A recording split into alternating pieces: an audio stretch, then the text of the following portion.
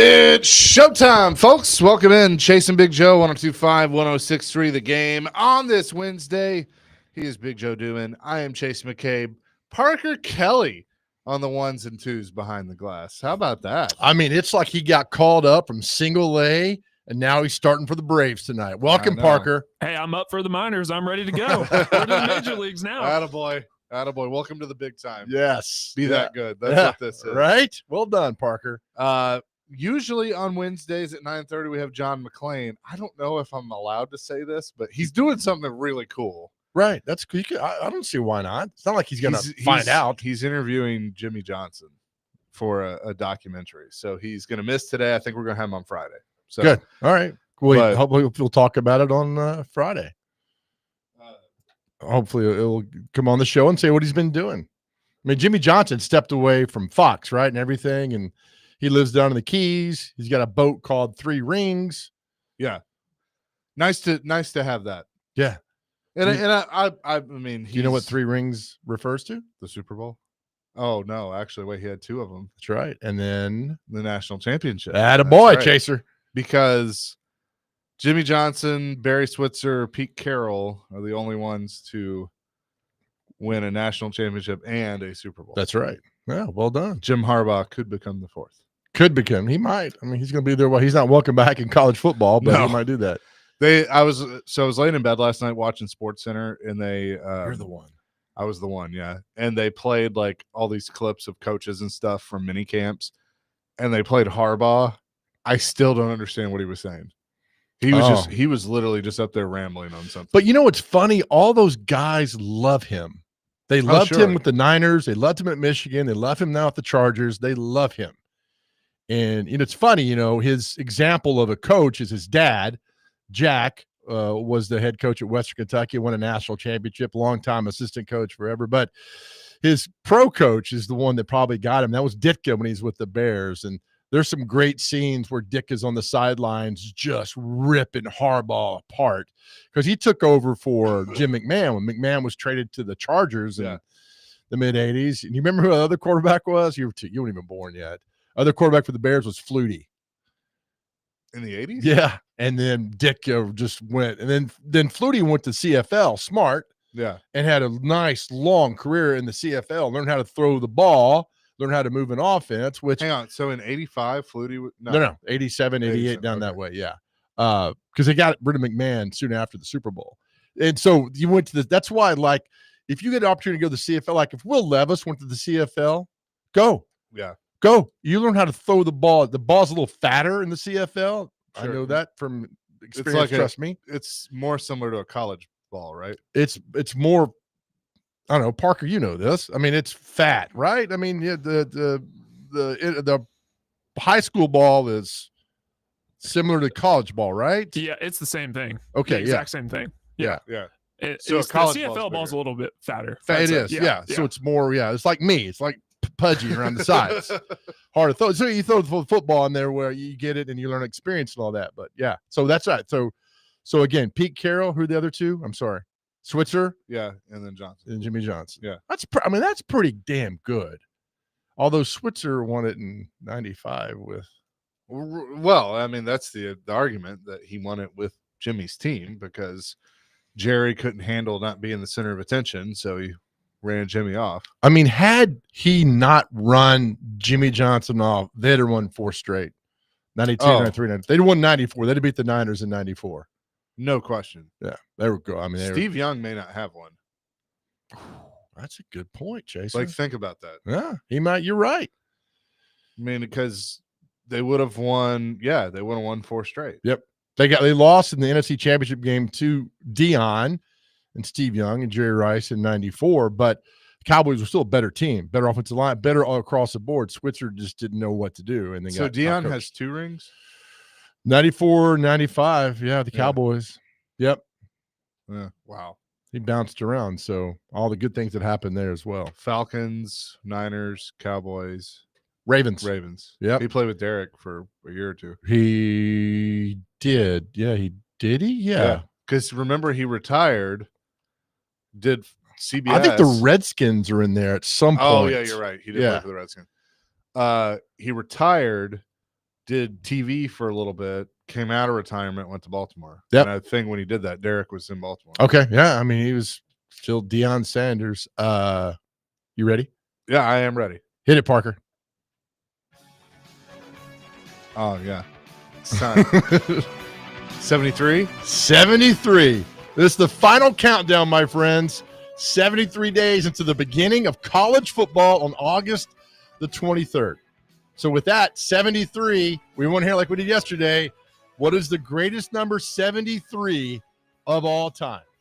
And we usually start at home with the Titans and then move on after that. And you said a good one yesterday. I forgot about Scott. Jake Scott. I'm trying to think of some other 73s. Was Trey Smith 73 in Knoxville? I think he was. Was he not?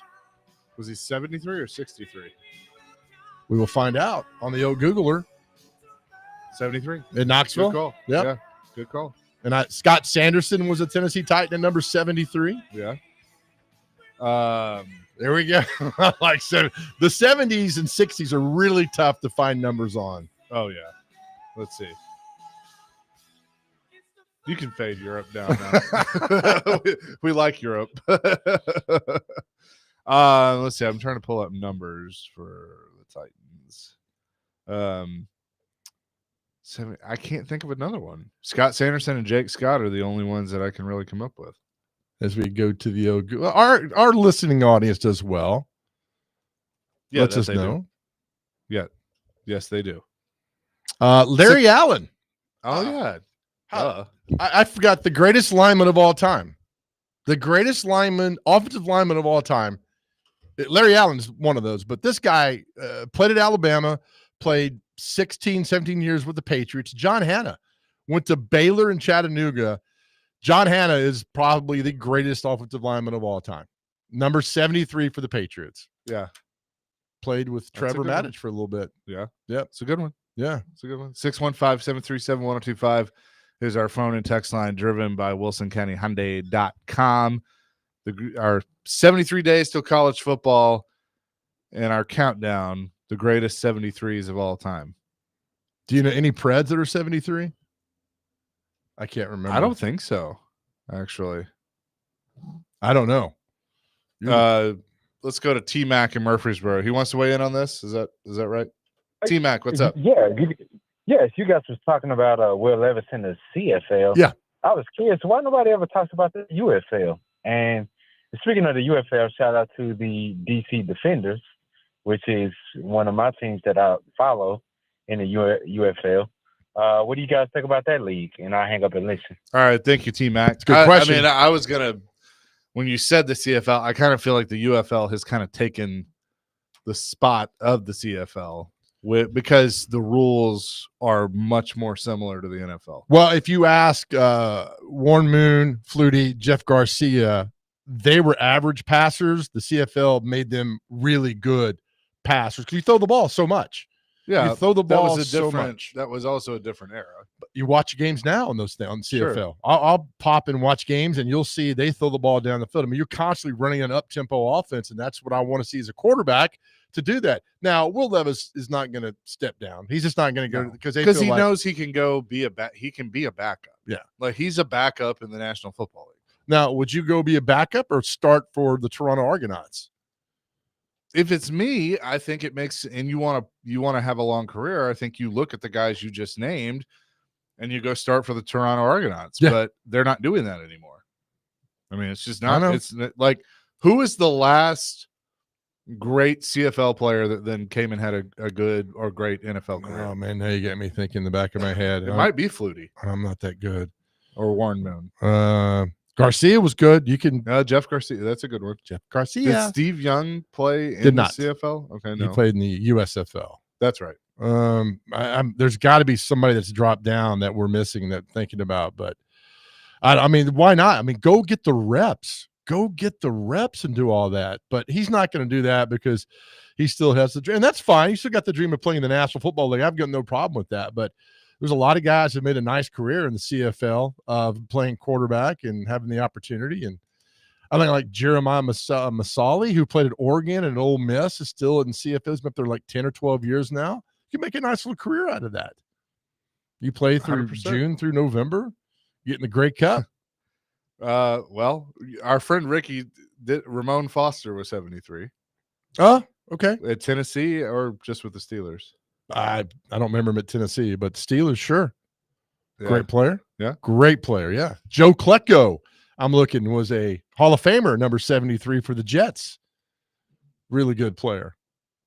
I don't know if he's a Hall of Fame player, but he's in the Hall of Fame. Nobody asked me. But 73, 73 days from the start of college football. It's funny because there's only like 8 or 9 games on that August 23rd. I'm telling you, man, that they are going to move that up a week before Labor Day to start college football. Everybody's going to go on that week before Labor Day and start and get it done.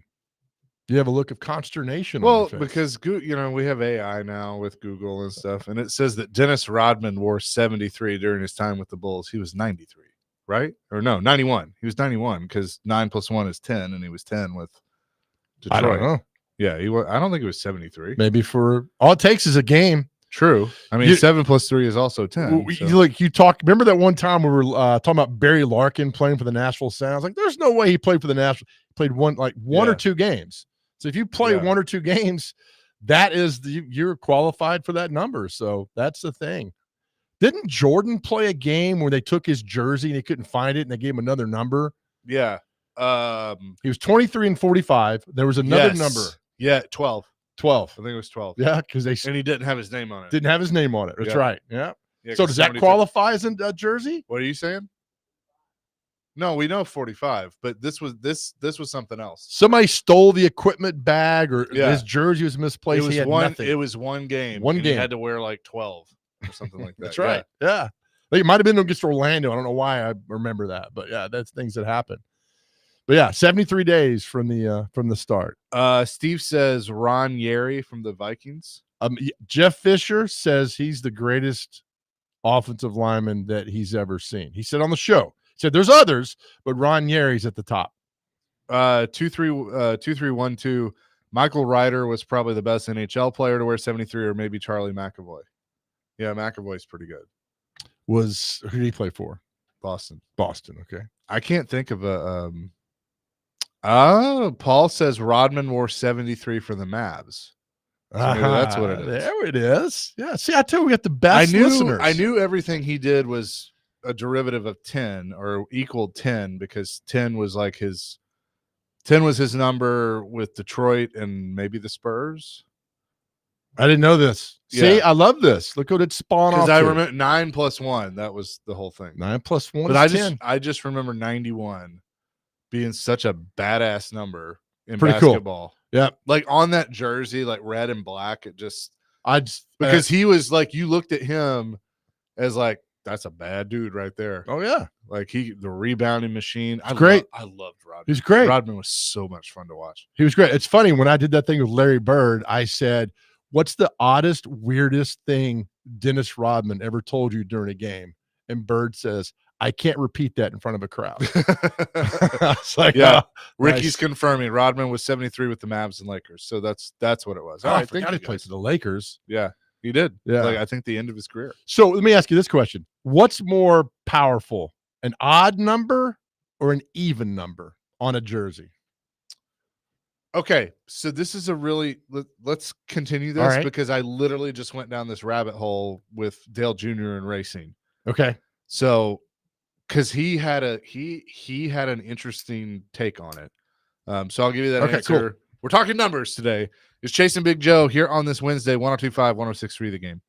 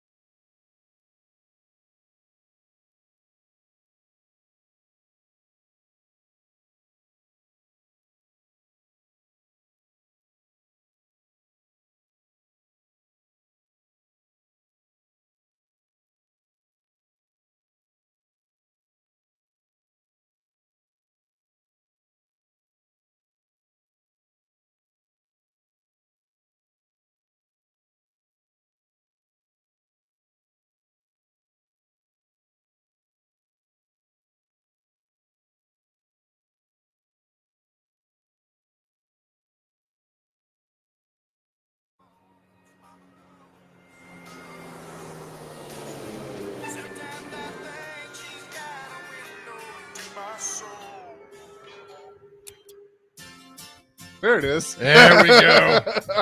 It's the build-up. It is the build-up. Chasing Big Joe, 102.5, 106.3 The Game here on this. Parker's he's new. He's a new guy. He's got to get used to how we do things. New It's handsome okay. guy back He there. is. He's doing a great job. He is. 4242 says, you're deep into the off season when you guys are talking about odds and even more powerful numbers in sports. But we all come on. When you pick a uniform out, you pick when I played softball. I was a terrible softball player. Number 3 for Dale Murphy. So we always go back to a number that makes us happy or smile. I was number 3 for Dale Earnhardt. Perfect. Yeah. So it's always about numbers. So it is interesting that 2 of the most famous people to use the number 3 are both named Dale. I've never even thought about that. You hit something the other day, which was in my head all day, was about the number 74, right? We did on Monday. Or was it yesterday? Yesterday. God, I'm so stupid. And then we ended our show with Dan Fouts' birthday, who was turning 74. It was just so weird. There are no coincidences in life, man. That was just very cool. But my question to you was odd or even numbers. I always wore an odd. My brother always said, whatever you do, wear an odd number. The end just feels better. So I always wore 75, always. But I see people, I like 74 or 12 or 10. And so the question is, what do you like better, odd or even number? I guess odd, because 3 is my favorite number. Okay. But uniform wise, a lot of people are 50-50 split on that. I like double numbers too, because like the other thing, I didn't play a lot of sports. Actually, when the game that I got to suit up for a football game, I wore 88. And that was even before. Did you get a juice box? Yeah, I did, actually. I got an orange and a juice box.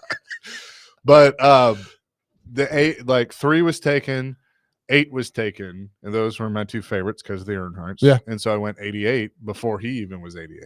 It is a great number. It's a double number. Yeah. So like when I was getting Preds jerseys and putting my name on it, which some of you are going to say is a jersey foul. I don't care.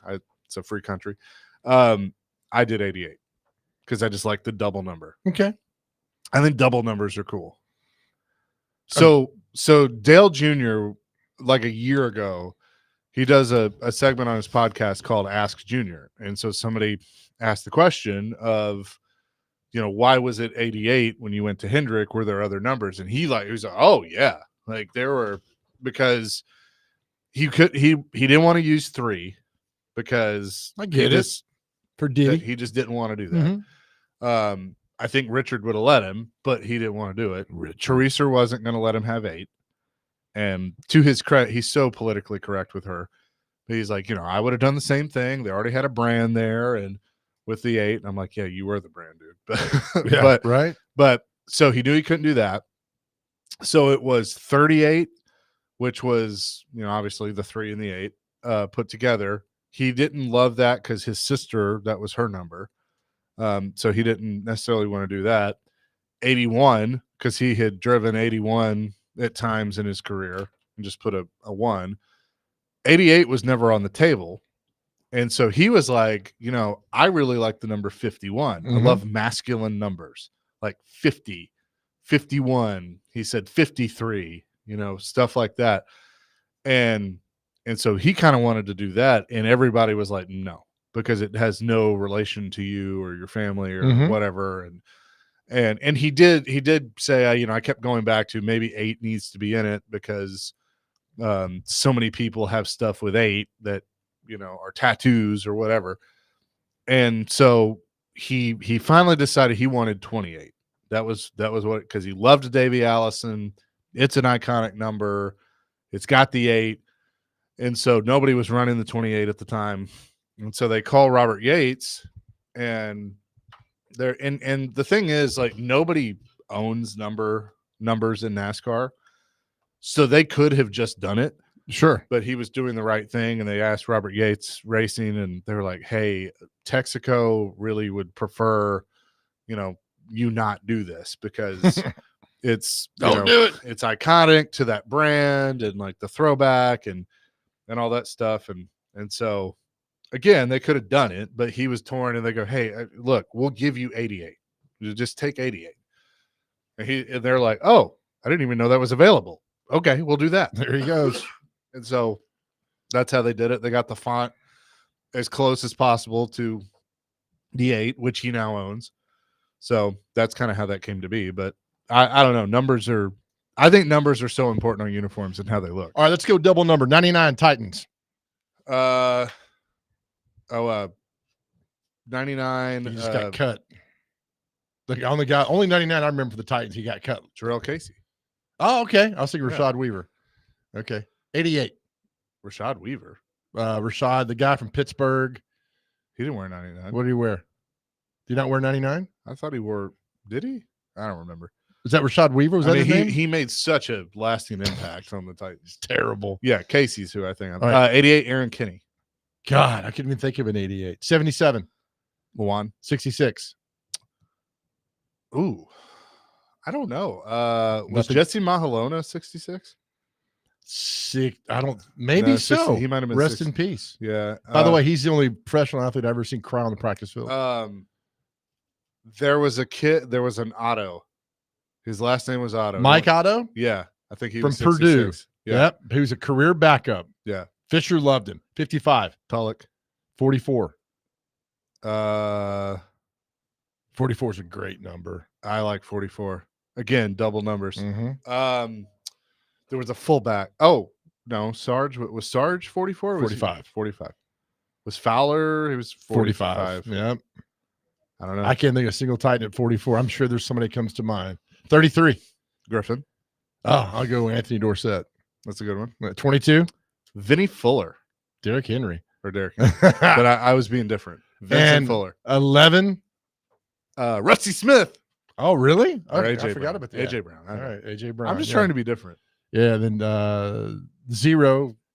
Although I'd like to see double 0. Calvin Ridley. It's only 1 0. I know. There. Linemen should be allowed to do double 0. Yeah, that's from who's the great Raiders center? Well, Jim Otto. Jim Otto. God, I'm so stupid. Yeah. Jim Otto. See, I 0. also like singular numbers too. I think they're cool. You know, and it also depends on the font of the jersey. I get very deep into this. This is certainly a June topic. I mean, I like it because it really, you think about all the numbers. I mean, it always goes back to numbers that we talk about. There is only one 00 in the Hall of Fame. That is Jim Otto. 1-0, Wilbur Pete Henry. Oh, Pete Henry. You remember Pete, right? So there's a Hall of Famer named Johnny Blood McAnally, wore 7 different numbers in 14 years in the National Football League. Started at 14, ended at 57. If you were a quarterback, what would you wear? 13. Oh, yeah. That's cool. Because I think superstitions are, for the most part, dumb. Although I believe I should. You're a little them. stitious. Right. But I'd go 13 for Marino. 7055 said 99, Kenny Holmes. Gosh. That's a good one. Yes. Jess said was Griffin 33. Yes, he was.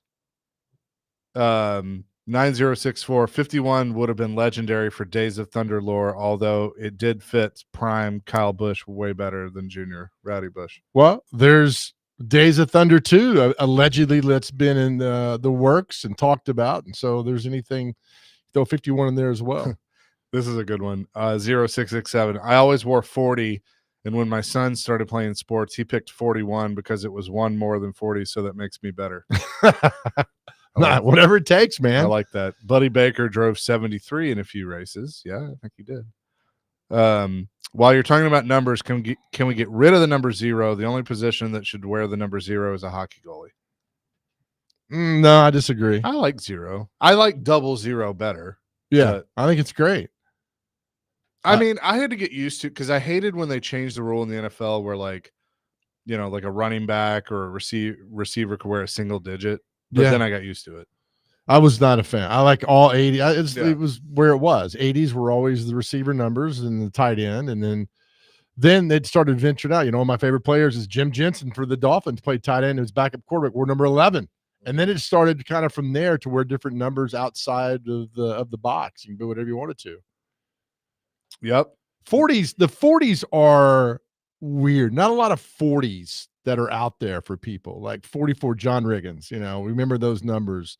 But 40s is kind of like the island of the misfit toys. It's like you kind of like it. There's not a lot out there, but other numbers, other 30 through 39, 50 through 59, but 40 through 49, that's kind of the unsung hero numbers that are out there. So apparently right now, number 44 for the Titans is Mike Brown, Who? a safety.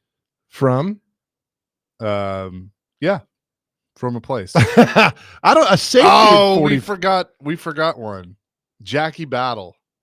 Jackie Battle wore 44? Yeah. So here you go. These are all the 44s for the Oilers Titans franchise. Oh, I like this. Vic Beasley wore it in 2020. Terrible. Battle wore it in 2014. Mike Brown has worn it in 23 and 24. Josh Caraway, who wore it in 2017. Torrey Carter, Kamel Correa. I don't know who that is. Troy Fleming. Ah, that's right. Troy Fleming wore it For like 2 years. Steve Hendrickson for the Oilers. Don't know who that is. Quinn Johnson. You should know this one. Johnny Peacock wore it back in 1969. Hi, that's right. Oh, Joe JP. Good Lord. Daryl Porter in 2001.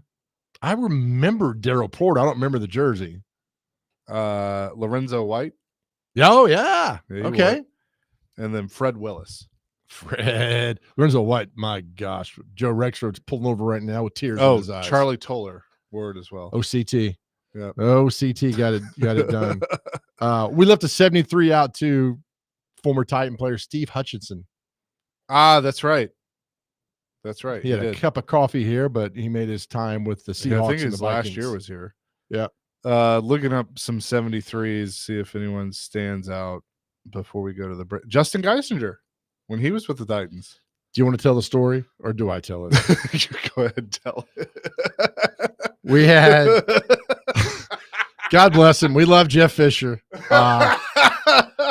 So FRA comes by for a tour one day. Chase went there and he showed them around. It's their media class and they're all here. And Justin Geisinger's there. He played at Vanderbilt and he had the Titans for like 2 years, right? Practice squad. I think it was really a year. Okay. Yeah.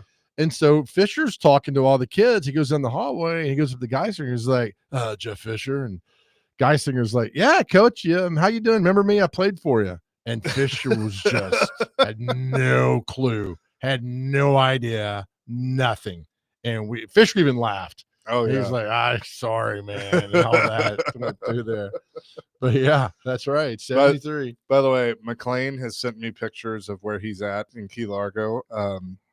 Please have John in a Speedo. God, no. Please do that. He said, come on down and have a few beers with us on the water. Like, Could you imagine the two of us sitting with John McClain and Jimmy Johnson? Gosh. We would not say a word. No, not at all. We would just listen. No, it's funny that Jimmy Johnson, because there was a thing about when he got hired out of Oklahoma State to Miami, nobody knew who he was. Yeah. He's just another coach at Oklahoma State, overshadowed by Oklahoma. And now 40 years later, look at that. Amazing. Oh, so good. We'll have more coming up next. Yeah. Maybe some numbers, maybe some Maybe math. not. Who knows? Maybe not. Probably not. Probably not. Chase and Big Joe broadcasting from the Busy Bee Plumbing, Heating, and Air Conditioning Game Nashville Studios. Over the $99 yearly Beehive membership, where the buzz is always about great service.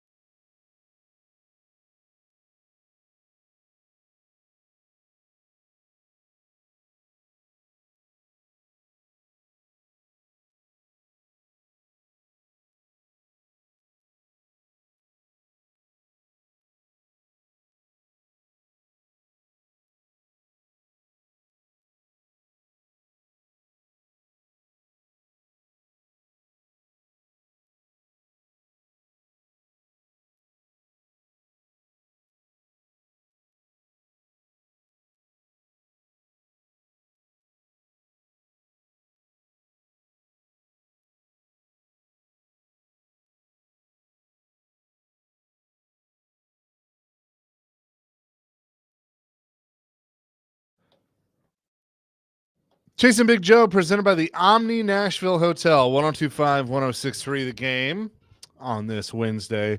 All right, you're beating yourself up. Apparently, you forgot a number. I'm sorry. Tennessee football fans, I think he might have been the greatest running back in Knoxville. Chuck Webb, number 44, way before you all guys' times, but 89 and 90, he got hurt, blew his knee out, but he was an amazing running back in Knoxville, and y'all remember he ran over everybody those 2 seasons. So 44 was good. Tommy Vardell, running back at Stanford, played for Cleveland, was pretty good. Number 44 in the college ranks. So there's a few college guys out there as well. Kyle Petty drove the 44 for a while. Nice. I didn't know that. Because the Petties Lee Petty was 42, and Kyle Petty was actually 42 as well. Richard, of course, in the 43. Kyle in the 44, and then Adam was running the 45 before his untimely death. 45 is a good number. Speaking of 44s, Dick LeBeau is in the Hall of Fame, number 44. Oh, yeah. Dick With LeBeau. the Lions. Right? That's correct. Yep. Good for you, buddy. Proud of that. You Dick might LeBeau, just 100% responsible for the success of Kevin Byard. Oh, yeah, because he saw him on tape or went to the pro day or both. Yeah. Got underneath him and said, hey, we're going to do this together. And then he was, I'm telling you, Dick LeBeau loved Kevin Byard. Yeah. Oh, yeah. He's not drafted if not for Dick LeBeau. Yeah. Or not drafted here, I should say. Yeah, that's right. Yeah, it was good. Chip from Mount Juliet says Chuck Foreman for the Vikes. And what did Chuck wear with the Saints, too? Was it 44 as well, I think? Yeah, but the Vikings where he established himself, then he went to the Saints and wore 44 too as well. We forgot a big one. I forgot he wore this. Texter said Reggie Jackson. We get so focused on football. Yeah. Thomas in Nashville. Heck yeah, Joe. Chuck Webb was a bad boy. He was, and then he had a knee injury, and then just kind of was never the same after that. Guy was from somewhere in Ohio, but I'm telling you, in '89. He was getting 250, 270 against some great defenses in the SEC. Short guy. I mean, he's like 5'9", 5'10", but man, he was good. So Dylan asked a question that's kind of off subject, but it's a question that I think you would love. I guess we were talking about Jimmy Johnson. What college coach do you think has made the biggest impact on the game, excluding Nick Saban? Who and why? College? Yeah. What's the time frame? Just on the game, biggest impact on the game. Bud Wilkinson in Oklahoma was an amazing national championship winning coach who really got the single wing into the option and had great players. I mean, it's just isn't Newt Rockne kind of credited with today's modern football? I mean, they ran the ball. I mean, they were the Four Horsemen. I mean, they just ran the football all the time back then. Not so much. I mean, Teddy Roosevelt is massively responsible for football. It became boring, and he had a meeting with all these coaches in the White House and said, throw the football, basically. It's well documented and all that. I don't think Saban had – I mean – I think this is a good conversation to have. I think Saban certainly deserves, but he wasn't groundbreaking. Right. That's what I'm saying. Like, I think too much we say a guy like changed the game of football just because they won. I mean, what did he change exactly? I mean, he's might be the greatest of all time with all the championships that he won. He obviously, returned Alabama to greatness of what it was. But like, what did he do that was groundbreaking? I'm trying to get through my brain. I don't think like Mike Leach is, with the air raid and what he did for college Mike football. Leach is certainly one of them. But I mean, there's nobody to me that stands out. I mean, even Bear Bryant wasn't. I mean, they just won games. He didn't revolutionize football or anything like that. Bill Walsh in the NFL with the West Coast offense. I mean, that's revolutionary. It is. I mean, it goes back to a lot of the BYU with what's the coach there? God, Robbie. Oh no, Robbie. And that's the other thing. Was a lot of the coaches that get credit. LaBelle Edwards. Yes, that's it. A lot of coaches that get credit for these things, there was probably some no-name ahead of them that did it first. Yeah, that was different. And like, who invented the spread offense? I don't know. I mean, it just when it popped up, I mean, it was just. I feel like spread. that got big in like the late 90s and early 2000s. I still think, when Vanderbilt wasn't competitive enough in the 2000s and 2010s after Franklin left, run the option. Yeah. Army and Navy and Georgia Tech, Delaware did that to perfection and won a lot of football games. I still tell you right now, the greatest quarterback in college football history, Tracy Ham at Georgia Southern. The ham bone. And folks that remember Georgia Southern playing MTSU in the late 80s, faced him at Sanford. He was amazing. You couldn't stop him. You couldn't stop the ham bone. It didn't translate. He went to Canada and played in the CFL, had a great career. But to me, he's a player that revolutionized college football because you couldn't stop him when he ran the option. Jamel Holloway at Oklahoma, same way. Ran the option, couldn't stop him. A lot of good Alabama. Jeff Rutledge at Alabama ran the option, was fantastic at doing that. We forgot another 44. Jim Brown. Oh my God. Yeah, did we? Dylan and Antioch. How come nobody is named Newt anymore? So few Newts. We got Connor Newt behind the glass. Why isn't I'm looking at the Hall of Fame list, number 44. Follow me. Bobby Dillon, Leroy Kelly, Dick LeBeau, Floyd Little, John Riggins, Dave Casper, Bill Dudley, Ray Flaherty, Frank Kennard, Ernie Nevers, Steve Owen, Jim Arnie Brown was 34. Arnie Weinmeister. Jim Brown's not in the Hall 32. of Fame at 44. Jim Brown is 32. Yeah. Jim Brown might have been 44 at Syracuse, but he's in the Hall of Fame at number 32. Yeah, now I'm curious. He was 44 at Syracuse. Okay. Thank That's you. what it was. What texture was that? He deserved kudos for that. That was 8905. 8905. You're getting a virtual hug and a kiss on the cheek from one Charles McCabe. Dylan and Antioch said Mike Mularkey introduced the exotic smash mouth football method. 3 words that should never be uttered again. Hey, he won games. Mularkey y'all don't understand. He righted that ship. When Bonehead Wisenhunt was let go, awful hire. Oh, yeah. 16, they were competitive. And 17, they won a damn playoff game on the road against the Chiefs. 8044 says Hal Mummy, the air raid in the early 2000s. And Mike Leach was on that staff. So, yeah, Mummy gets part of that. That's right.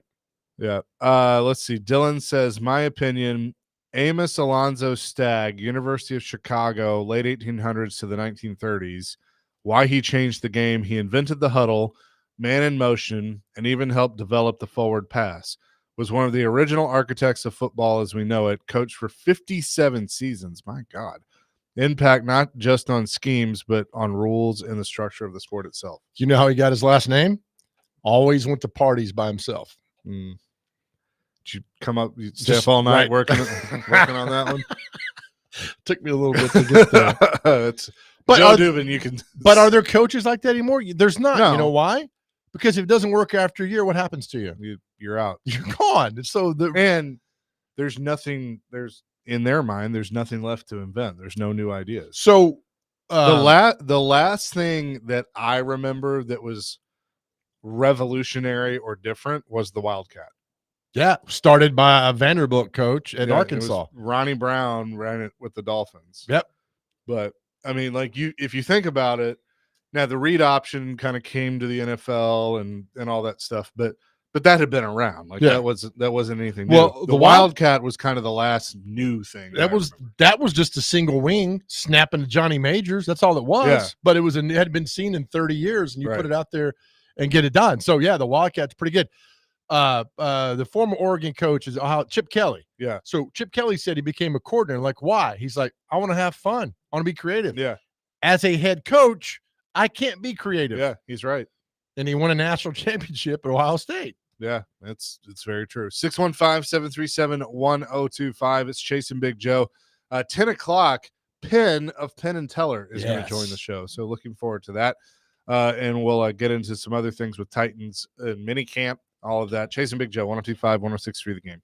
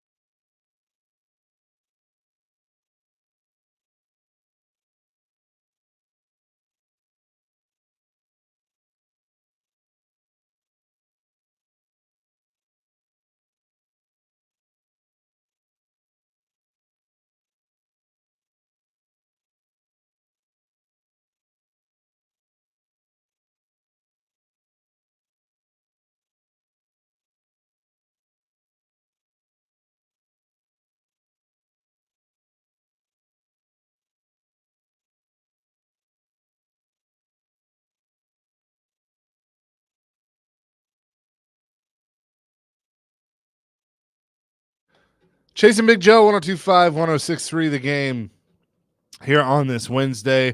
Tune in to 94.9 The Fan today as the Nashville Sounds take on Norfolk. Pre-game begins at 5:20. The first pitch at 5:35 with our man Jeff Ham.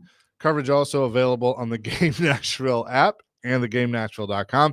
Sounds of Baseball on ESPN 94.9 The Fan is presented by Twin Peaks and Family Leisure. Jeff Ham's on vacation. Our good friend Max Hers is on the road trip with the Nashville Sounds. Oh, that's right. Talked to Maxine on Sunday, and he was going over that dude preps, man. I mean, you want to find a play. They all do, but Max, man, had like 55 pages of notes laid out there. So you can hear Max Hers on the car tonight.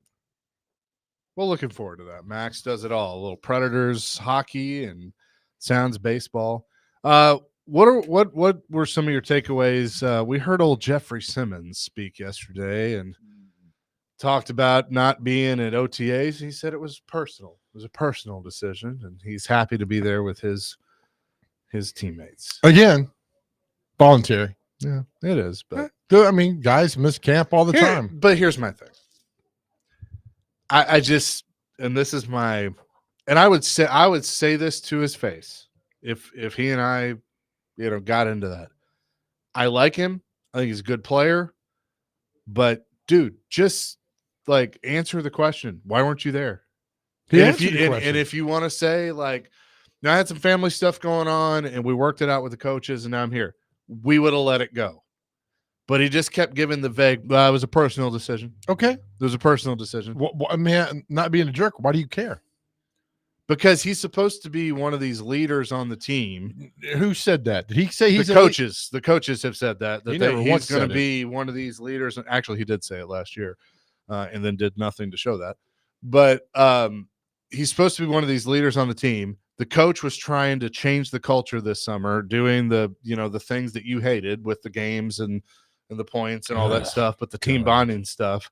And as they pointed out this morning on Robbie and Rex Road, you can see that with the guys that were actually there, and then he shows up and is just being his normal self, which is fine. But I don't know. I just thought unless there was a reason of, hey, I needed to be with the family or something like that, which that's fine. Like then I understand. But I don't think that's what it was. I just think he just wanted to do his own thing because that's him. But why does it matter? Why do you? I mean, I don't know. I don't know why you care. Because I want the team to be together. He answered. You have a rookie quarterback. He's not required to be there. I don't care. He's not. Lead by example. How many things have you not been required to be at, but you're at because it was the right thing to do? Oh, there's a lot. But that's me. I'm not Jeffrey Simmons. I don't know why y'all getting a big tizzy about what he was doing. He answered your question. Family matter. How did he answer? No, he didn't say that. He said it was a personal decision. Okay. A personal decision, not a personal matter, a personal decision. I think we are beating a dead horse. I think we're beating this dead horse. And he's there now, and it's all that matters. He's in camp. I mean, that's it. That's it. I just don't think it's a big thing. I mean, he's showing the field. Show me what you can do on the field. I don't care about these camps. I don't care about the tug of war. I don't care how many things you drop in a basket to get a point. Win football games. That's it. Whatever it takes. I think if you want to win football games, having your star defensive end or defensive tackle there, I agree with you, would help you do that 100%. But if he ain't required to be there, he ain't gonna be there. Okay. Here's what gets me. Do we have the? I think we have the audio, Parker. If you can pull that up. When you listen to how he answered it, that's what bothers me. Because he's basically saying, now we're getting into tone. Basically, he's saying it was a personal decision. Don't ask me again. Don't bother me. I don't owe you. I don't have to tell you what I'm doing. He doesn't. Which you're right, he doesn't. But when you sound like when you act like an ass, you're going to get treated like that. I'm just being blunt and just saying that. And that's what I think. Makes $19 million a year. He sounded like, well, good I don't for think him. He cares. No, he doesn't. He doesn't. Do we have it? All right. Great to be back out here on the field with the guys, getting to work with the guys. It's not always an easy decision, making that decision not to be here with your teammates, especially with a lot of new guys. First pick of the draft, not being here, but I made that decision. It's a personal decision. Today was a good day. I was glad to be back. Like I said, that was my decision. It was a personal decision, and that's pretty much what it was. And like I said, it felt good to be back out here today. What led into that decision to stay away? Like I said, it was a personal decision, and like I said, today I was back out here full of energy. It was great to be back out here with the guys. Personal football decision? It's a person that's from football, off the field, everything. Like I said, I made that decision because of me. I mean, that's my problem. That's my problem with him. That was a rehearsed answer, which, I know the new PR guy is there. I don't know if he was a part of that or Dwight or whoever. Somebody was probably like, hey, they're going to ask you why you weren't here. So that was a rehearsed answer. You could tell it was a rehearsed answer. It was the classic, I'm just happy to be out here on the field with my teammates. Just happy to be out here. I don't know what I'm just happy to be out here. What do you want him to say? Because he doesn't sound like he's happy to be out there. He sounds like he's lying. He sounds like he didn't want to be here this summer with his teammates. Are you now a speech pathologist? We're now dissecting a guy's tone? I'm not the only one that feels this way. I don't. He's there. Parker, he's there. were you there yesterday? I was. Okay. Well, then give us your take.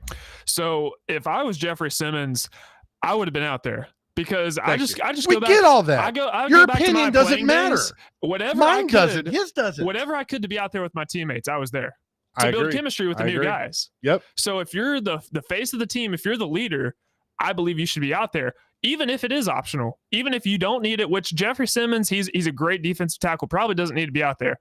But in terms of developing chemistry with these new guys, I'd 100% be out there. You just contradicted yourself. How? Probably shouldn't be out there, but he needs to be out there. I said he doesn't need to be. Why? Because he's established. Thank you. I would respectfully disagree that I think he does need to be out there. I think he is a really good player. I think he could be a better player. I agree. He should be there, but that he's not. He doesn't have to be there. Doesn't have to be there. Okay, then why was everybody else? Zeitler, I guess, was the only one that wasn't. But great question. Which I got a problem with that too. You're new. You're new, and you're coming on the worst offensive line in the history of football, and you weren't there either. So I don't know. I mean, look, I just that's my opinion. You're entitled to yours. This is just a topic that is just beaten down because it's June. Like, he's there now. He's practicing. He's not there last week. I don't know what he wanted to say. Go over his itinerary or what's going on in his personal life. I don't know. So 0945 says, dude, shut the bleep up. You sound like a jealous ex-girlfriend. Jeff is probably listening and laughing at you. I hope he's not listening. I hope he's on the practice field.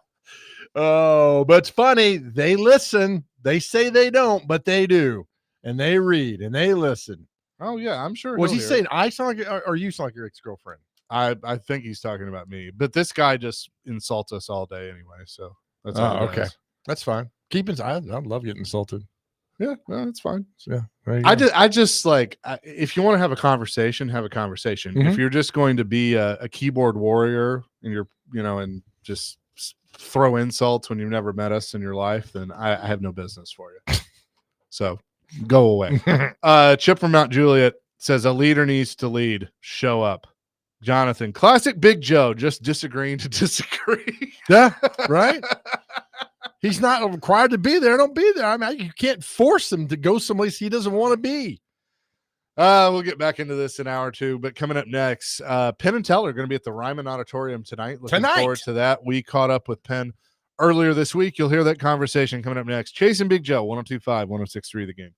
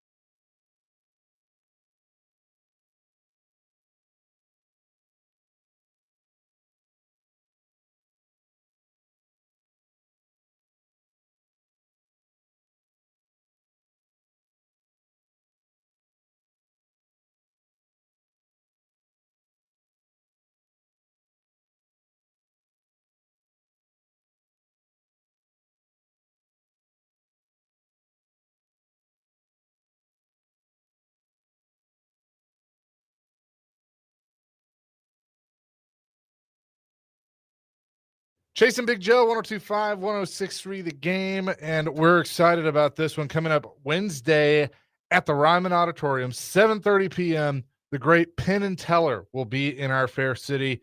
And again, you can go to Ryman.com to get those tickets. Penn is on the line with us now. How you doing? Thanks so much for doing this. I'm doing very well. Thank you. I'm very happy to be there. Very happy to go to Nashville. We've never played the Ryman before, so this will be fun. Well, that's where I was going to start because, you know, we're Music City and the Ryman, the mother church of country music, is such a famous venue. I was going to ask if you had been there before, but how cool do you think that will be to be in such a historic venue?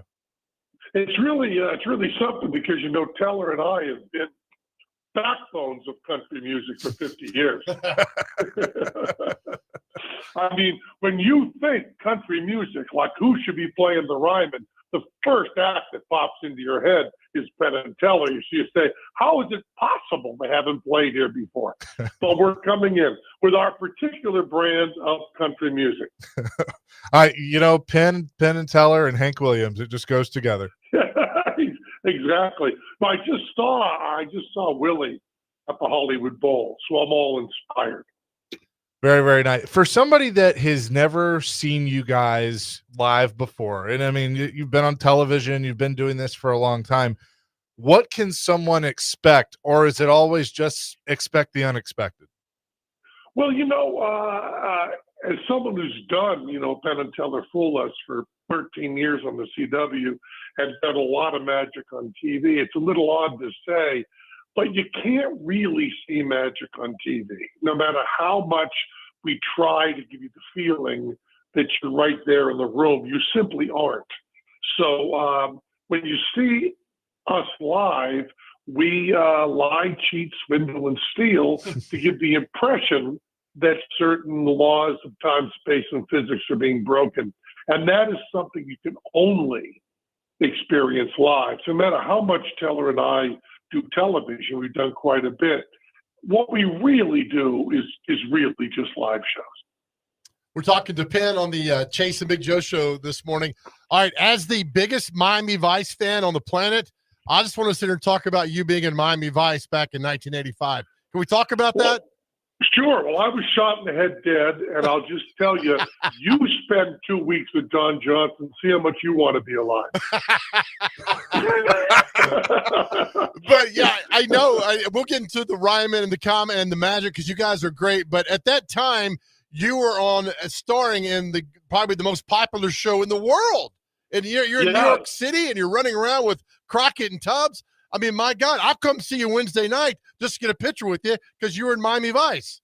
Yeah. It was a pretty nutty time. You know, they went through, it was the opening show of the second season, which is actually everywhere else in the world, it was a movie. But here it was a TV show, Prodigal Son. And it was pretty amazing. It was the center of everything. You know, Miami Vice was taking everybody from Broadway and off Broadway. You know, the show that I was on, there were guys from Steppenwolf. There were people all over, and you could just every time you went anywhere in New York, everybody had been on Miami Vice. It was really a fun, exciting time. You know, I mean, when else you get to wear a $5,000 shirt right. and play a drug dealer?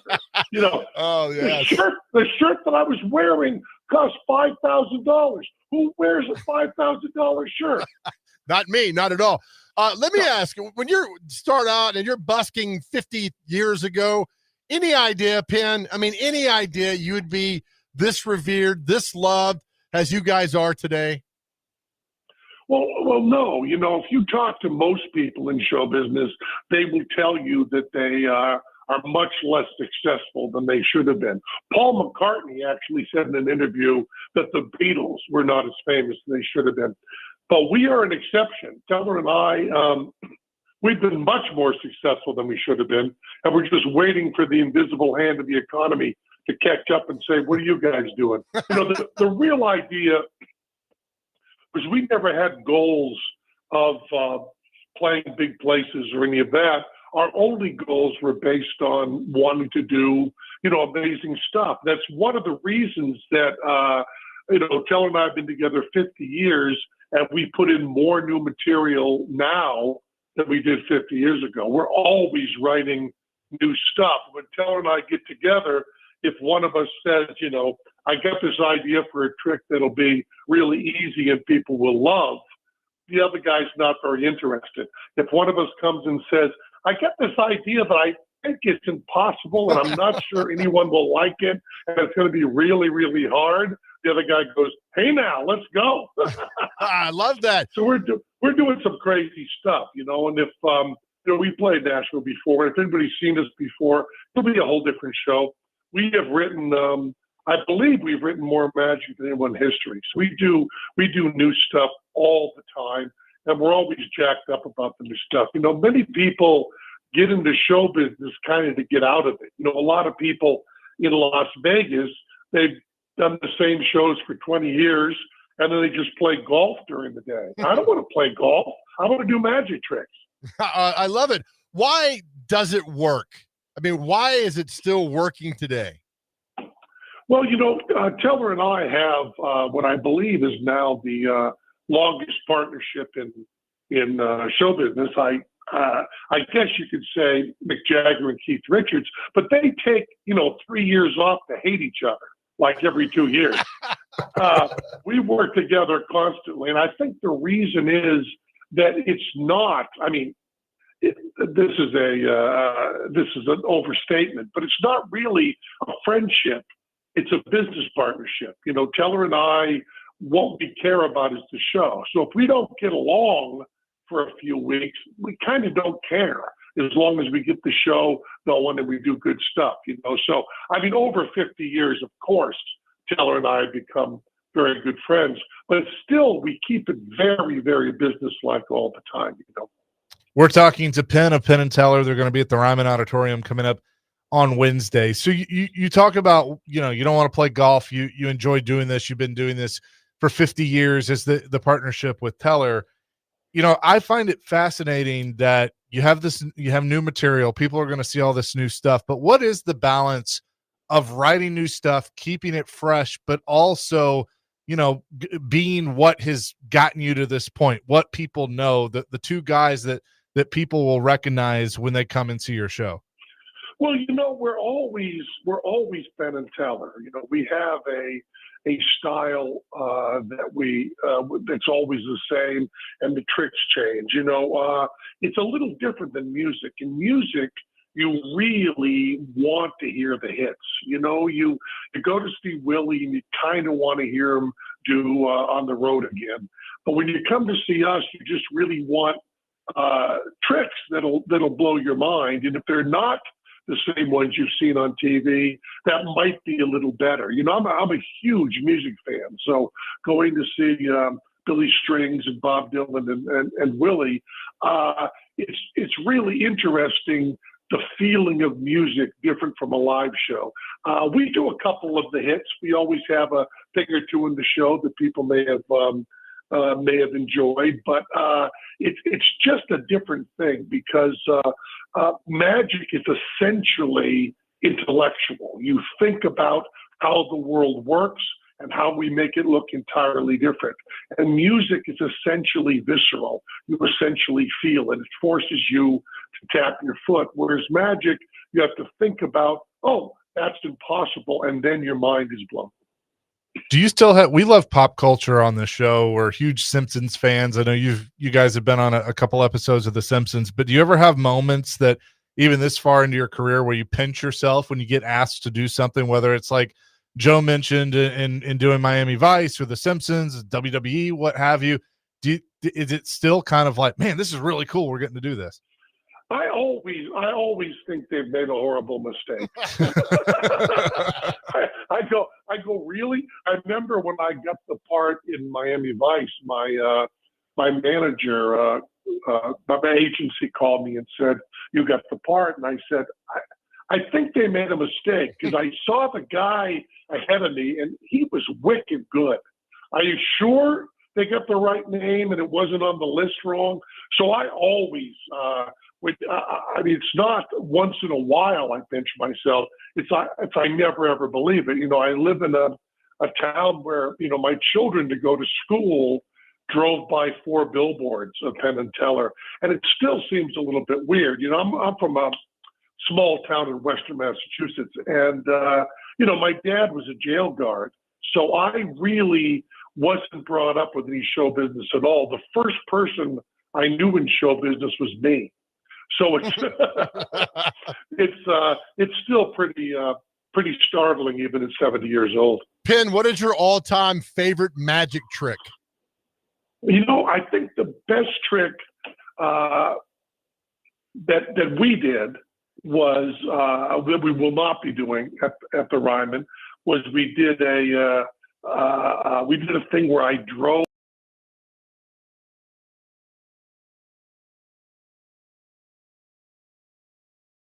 Avenue, and that came about because we were doing a special called "Don't Try This at Home" at the end of the '80s, and the head of NBC had read a big profile of us in the New Yorker, and the interviewer had asked me, "What trick have you never done that you want to do?" And I said, "Well, I've always wanted to drive an 18-wheeler over Teller's chest." And it got a laugh from the guy, the interviewer, and we got a call from NBC, and they said, "How much money for you to do that trick you want to do?" And I said, "Well, we don't know how to do it." So it'll be more. And Brandon Tartikoff, who was the head of NBC at the time, said, "Yeah, let's do it." And Teller and I worked for 6 months, and I got to drive an 18-wheeler over Teller's chest in front of Radio City Music Hall, and it was pretty great. It was pretty fun. And the other part that's really funny is, of course, I had to learn to drive an 18-wheeler. Yeah, you know, it's also the time we did the world's biggest card trick, and we had to learn to shuffle diamond plate gigantic cards. It was 2 tons of cards that we learned to handle with forklifts, and it was months we were working in a warehouse in Jersey, learning to use forklifts to be able to shuffle cards. It was the thing we did once on Letterman. The floor had to be reinforced. It was a big thing. And I remember at the time, I was going out now and again with Debbie Harry of the band Blondie, and I remember calling her and saying, "Well, I'm going to be done at the warehouse at 5 o'clock, and I'll be coming back into the city. Do you want to get some dinner?" And Debbie said to me, "You know, Penn, if I wanted to date a guy working in a warehouse in New Jersey, I could have skipped the whole Blondie thing."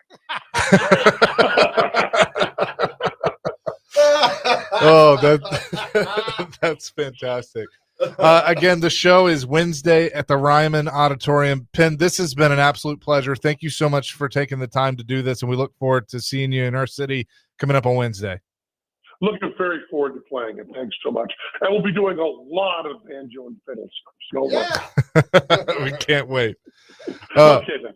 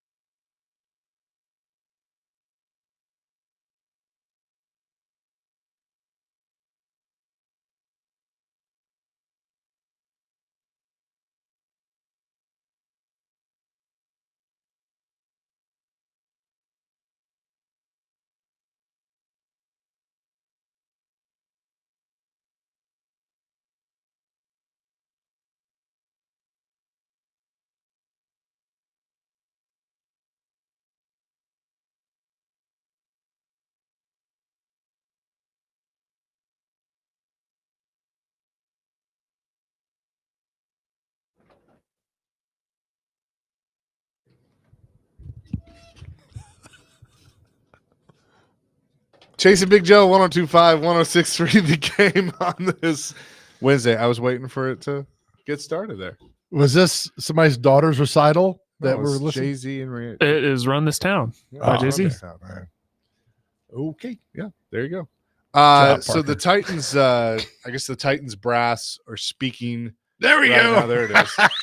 Titans brass are speaking right now. Brian Callahan spoke first. Okay. and Talked a little bit. I was seeing on Twitter. Talked a little bit about Cam Ward and his trash talking, and he said, "I'm not used to calling in a play to a guy that's still talking while I'm talking." So whatever, but that's his personality. I did see this.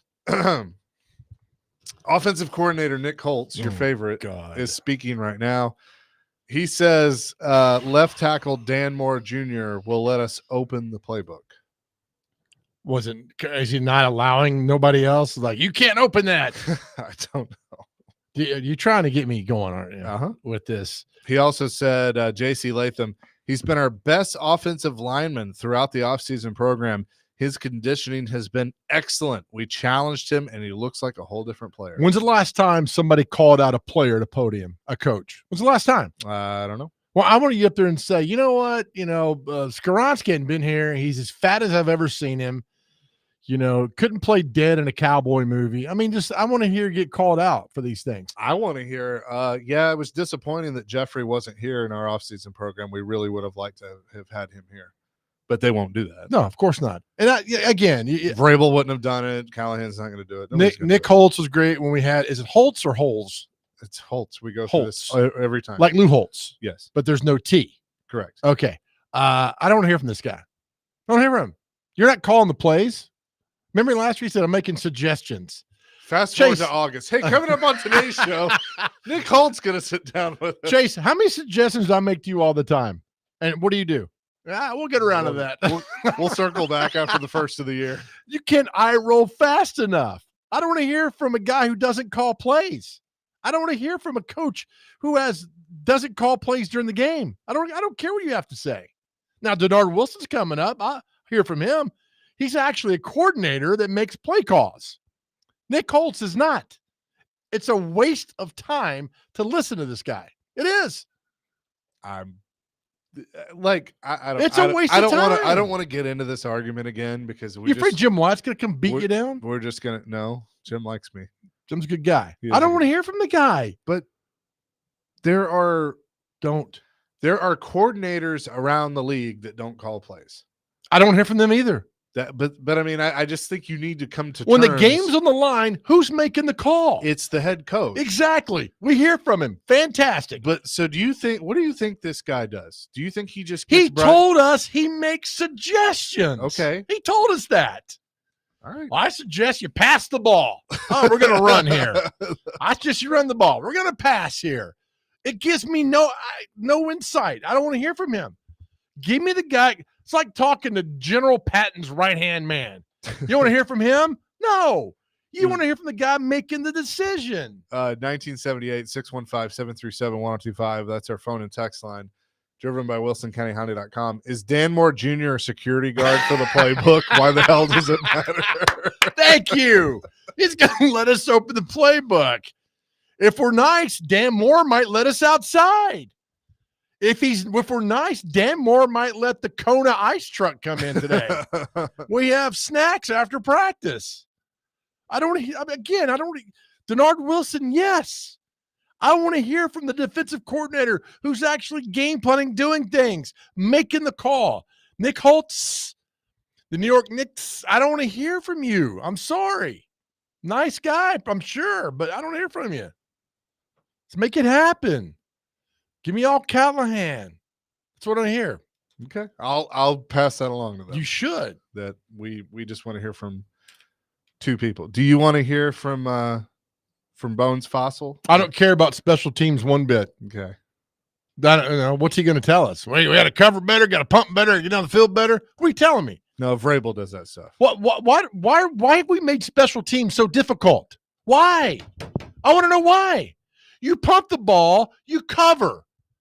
If you're getting punted to, the return team, set up the return. Pretty simple. Okay. Stay in your lane, block your guy. Kickoff team, go down the field, Well, not anymore, but you know what happened? It's all changed. So on us. let it be known that Big Joe, who is now the czar of football, has said, Thank I you. only want to hear from the head coach and occasionally from the defensive coordinator. That's it.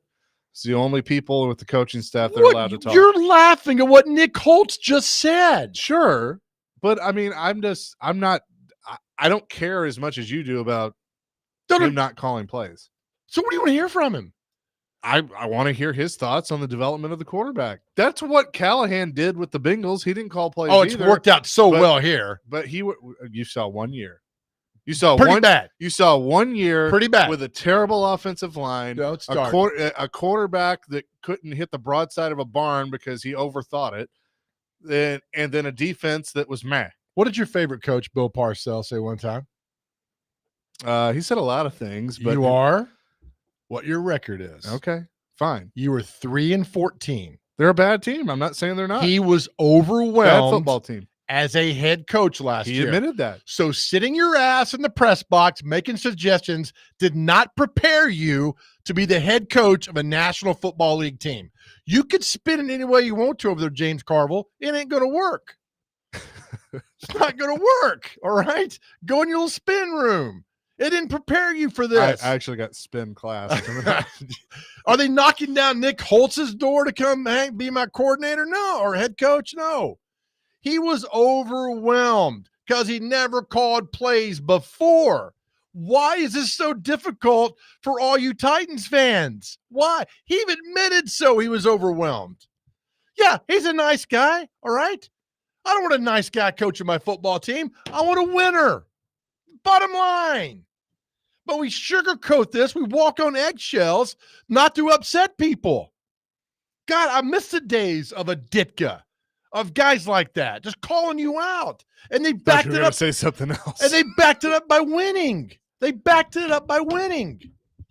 Sorry, that's how it's all works. That's fine. What You are know? you gonna say? You love to play the what if game. Yeah. What are you going to say if this team goes 9-8?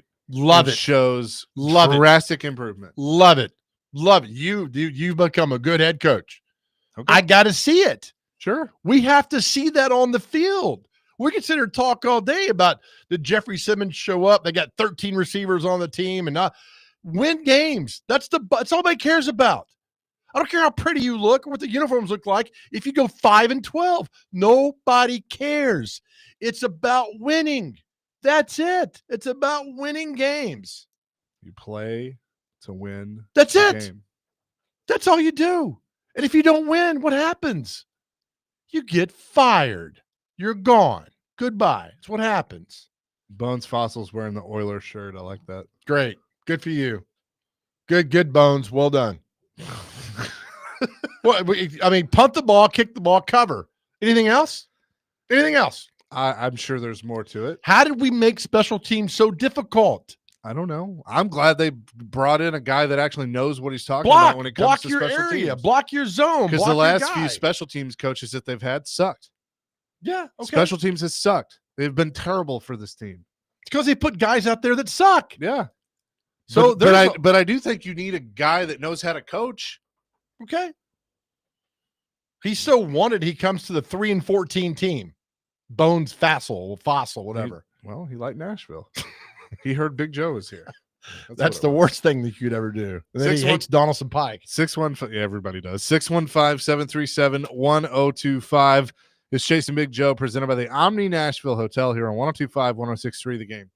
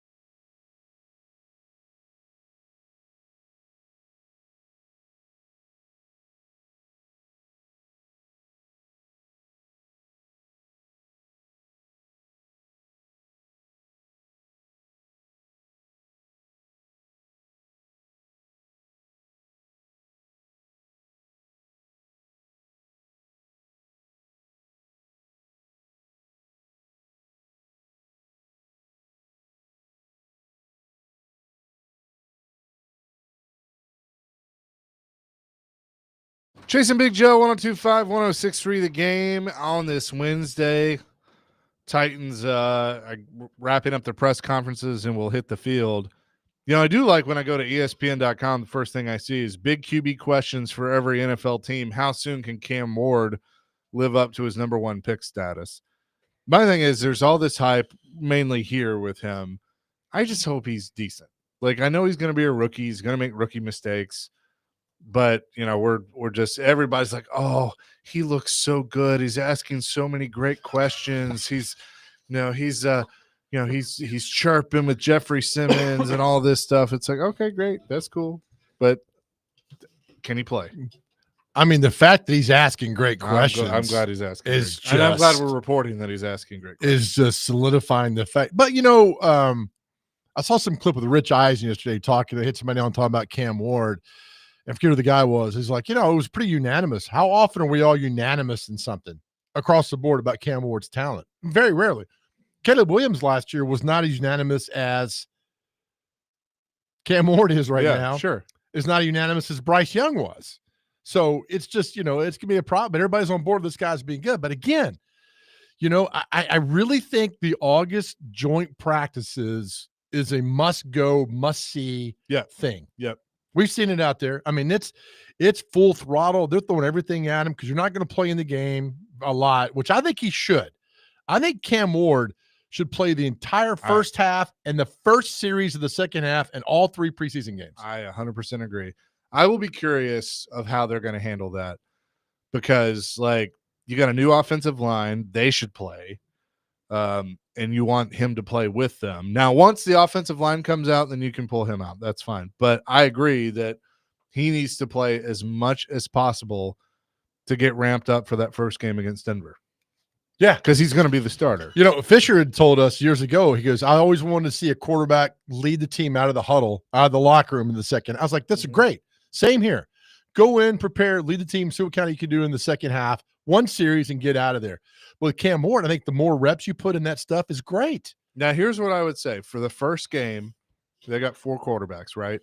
If they came out and said each quarterback's going to get a quarter, all right, I can live with that. I can live with that for game 1. Game 2, entire first half, going to halftime, come out. Game 3, see where you're at.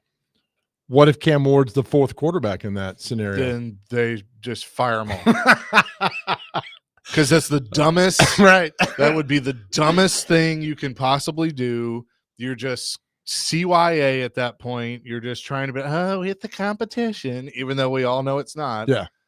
No, I want to see him with the ones. I want to see him with the starting offensive line.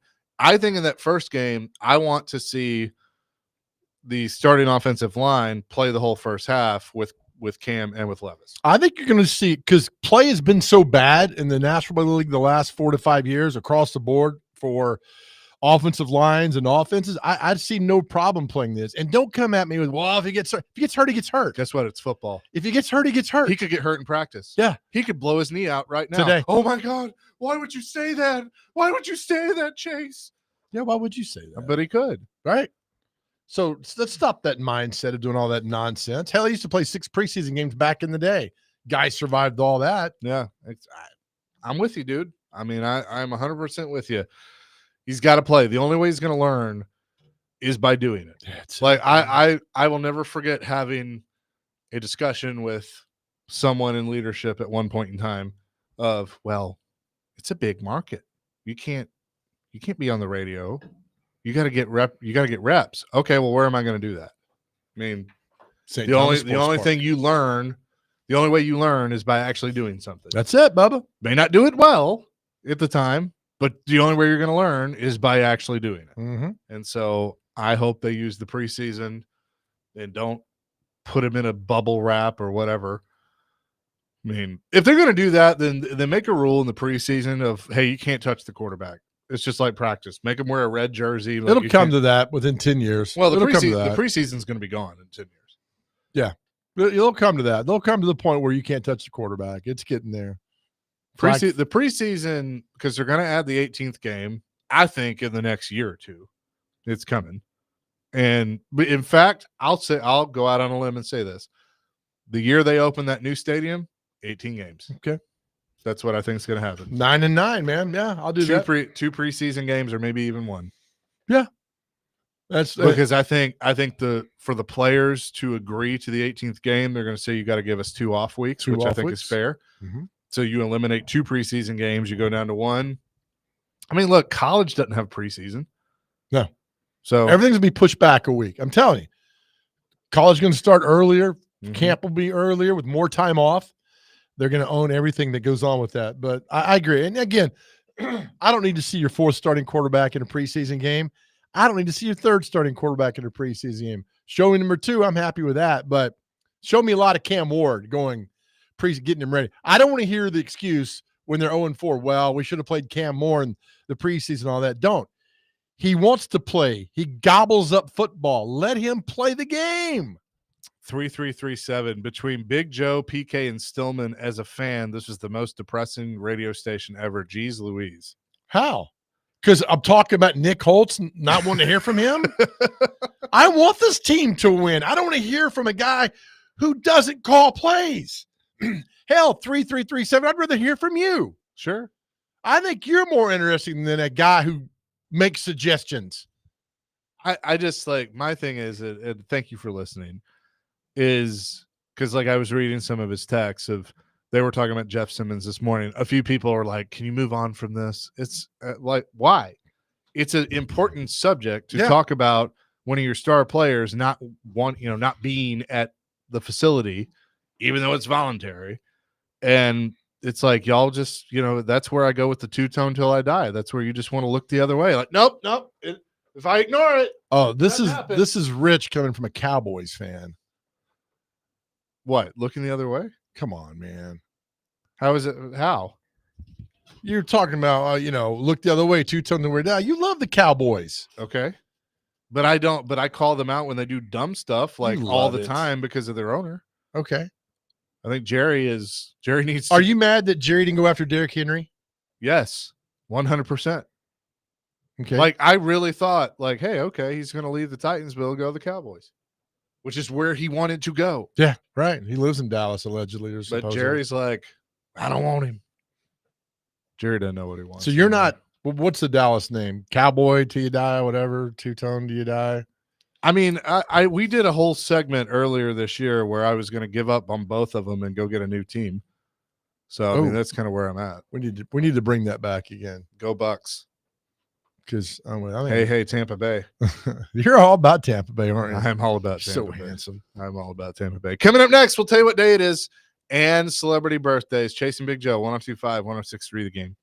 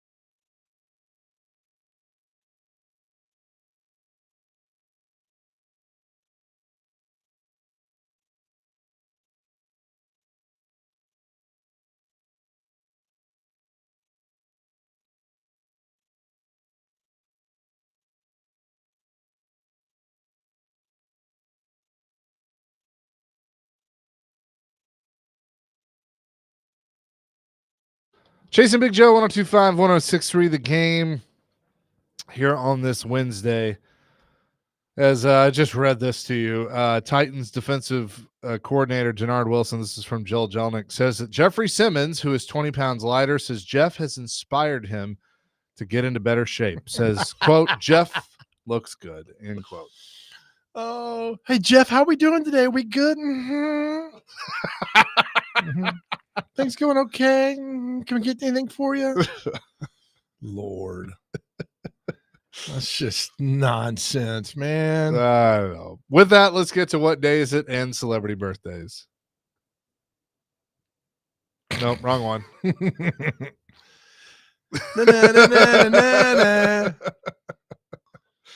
it is. Yeah. Brought to you by Jarrett Companies, Inc. Jarrett Fire Divisions covers all of your business's fire safety needs. Go to jarrettfire.com, above and beyond industry standards. JoJo? You all right, gentlemen. In the honor of one Dr. Crane, who is on assignment today. Is that his boat? Corn, rather. Corn of the Cob. Corn on the Cob Day. Ooh, nice. I love me some corn on the cob. Do you know you can't digest corn? So it just stays with you? No, okay. It has I've always wondered why that is. It has a departure Why is it just time. corn? It feels like it's only corn. I don't know what you've been eating. Parker, it's also Jacques Cousteau Day. You know who he is? I don't. Okay. That's your assignment He today. invented the jock strap. He was a great man of the sea. So I'll leave it at that. It's also King Kamehameha Day for those that lived in Hawaii. Know what that means. It's a very important day, King Kamehameha Day.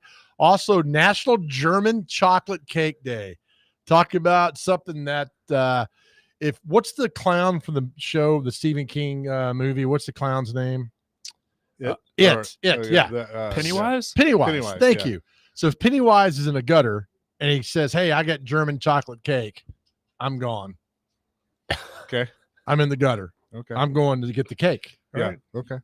Just letting you know right now if I'm Yeah, not thanks. in work Thanks. next day. I'm Pizza glad- yeah. Margarita Day, not the drink, but the The pizza. margarita. Oh, Yeah. yeah. I like that. Oh, good. And then National Making Life Beautiful Day. We try to do that every day. You do that? I miss you, Dr. Crane. No misspelling and misreading of all these. All right, time for celebrity birthdays. Parker, you ready for this game? I am. It I should be- think. What year were you born? 2001. I love this. Hang on. When in 2001? November. Good Lord. So you missed 9/11, which, I mean, Yeah, it's a by good a couple thing. months. Yeah. Yeah. That's crazy. All right. I was in 8th grade. Like that was a I feel old moment. Yeah, I mean, No, the music still plays. 2001. I love that. All right, our first birthday, the great actor Hugh Laurie from House. House, and what's the 101 Dalmatians. what's the little mouse? Oh, Stuart Little. Stuart Little. Yeah. How old's Hugh Laurie today? 65. 68. 66. Good job, Park. You were close. Chase up 1-0.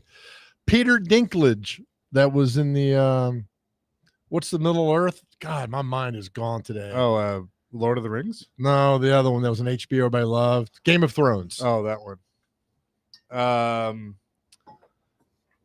47. 45. 56. Joshua Jackson from the TV show The Affair and the one that was Dawson's Creek. 42. 51. 47. Shia LaBeouf. Oh. He was Shia LaBeouf. Great in Fury. God, he was so good. 38. 47. 39. Chase up 2-0. Got the rookie up from the minors today on the show. Doing the best he can. Going down here to see who else that you guys don't know. Let's see. Gosh. Actress Adrienne Barbeau. She was in the movie Swamp Thing. Henry Henry, if you're listening, will get this answer. Yeah. She married John Carpenter, too. 58. 61. She's 80 years old. Oh, boy. Drummer Frank Beard of ZZ Top. 77. 81. 76. Chase up 3-0. Singer Graham Russell of Air Supply. 75. 83. 75 exactly. Chaser up 5-0. Singer Donnie Van Zant of 38 Special. 75. I'm going to go younger, 68. 73. Chasers up 6-0. Gosh, I'm getting smoked. Talk show host Dr. Oz. 61. 65. 65 exactly. Hey, boom. Parker's on the board. 6-2 Chaser. Let's see here. Our good friend lives here in town. The bass player from BR549, Jay McDowell. 73. 67. 56. Donaldson legend Johnny Hobbs. How old is Donaldson legend Johnny Hobbs today?